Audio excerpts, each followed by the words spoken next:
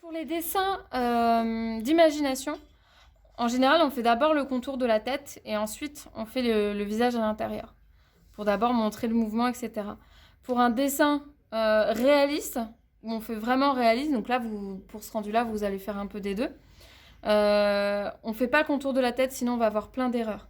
On fait d'abord les yeux, en fait, et le contour du visage va venir se dessiner par rapport à ce visage que vous avez dessiné à l'intérieur. Sinon, ça va vous faire des erreurs.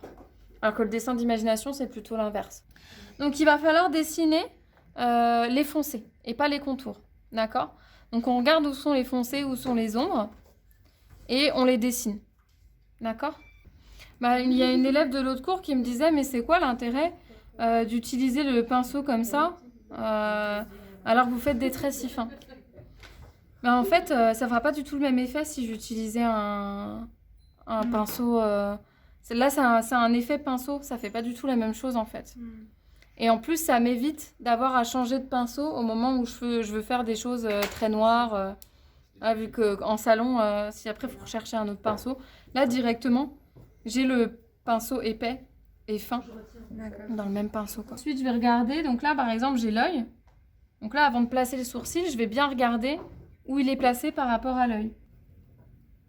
Des fois, quand vous n'êtes pas sûr, il vaut mieux juste esquisser et faire le reste et placer ça à la fin. Donc, par exemple, si je fais une ligne comme ça, une ligne du coup verticale, je vois que la narine, elle arrive au niveau de la pointe de l'œil. Donc la narine, elle va arriver au niveau de cette ligne-là. Donc pareil, là, à la hauteur des yeux, vous pouvez faire une ligne, mais cette fois horizontale, pour voir s'ils sont à peu près à la même hauteur. Voilà, l'œil, on n'est pas obligé de faire tout le contour. La petite poche, là, sous l'œil, ce petit trait-là, c'est très féminin.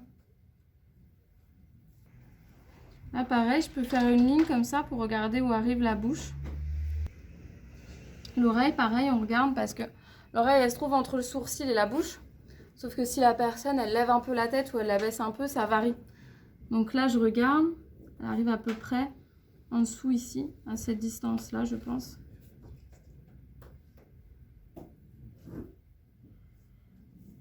La particularité de cette personne, c'est que son arcade sourcilière, en fait, elle est en dessous de son sourcil. Donc en fait, au niveau du sourcil, il y a un creux. En portrait, je vous avais dit, j'étais portraitiste et je faisais ça en salon, en fait, où je dessine les gens et je leur donne les portraits. Réaliste et caricature aussi. Non, je fais des réalistes en salon. Ils préfèrent les gens. Et du coup, je leur donne. Le premier, il est long. Souvent, je fais un échauffement chez moi. Et après, à la fin, ça va de plus en plus vite. D'accord ? Donc, ce qu'il faut, c'est quand vous faites ce genre de choses, vous arrêtez pas au bout de 2 heures. Parce qu'à mon avis, là, ce que vous allez faire le mieux, c'est entre les 2 et 3 heures. Là. Vous voyez ? Comme en modèle vivant, souvent, c'est la dernière heure qu'on fait des choses bien. Sur les choses rapides comme ça, sur l'observation, n'hésitez pas, parce qu'il y a vraiment un truc d'échauffement comme les sportifs. N'hésitez pas. Après, bon, si vous n'avez pas le temps, vous dites pas « Oh, bah, j'ai qu'1 heure, je le fais pas ». Non, faites-le quand même. Mais parce que sinon, vous risquez de vous bloquer pour rien. Mais si vous avez encore du temps derrière, continuez, quoi. Faites plus longtemps. Ah oui, autre chose. C'est vachement important de dessiner au même format que vous avez là. D'accord ? Parce que, en fait, sinon, vous allez obliger votre cerveau à faire un effort, en fait, de proportion. D'accord ? Donc, il faut vraiment que vous dessiniez au même format que vous avez. Sinon, vous allez avoir des erreurs de partout. D'accord ? Et je vous conseille vraiment de faire l'exercice avec quelque chose avec lequel vous ne pouvez pas gommer. Parce que c'est comme ça que vous aurez des surprises.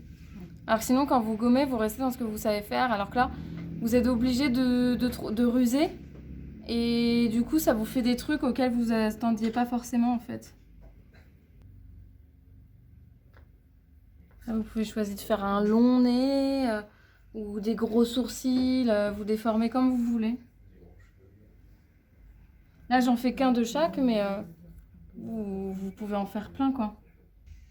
Il y avait un format fixe pour tous les portraits?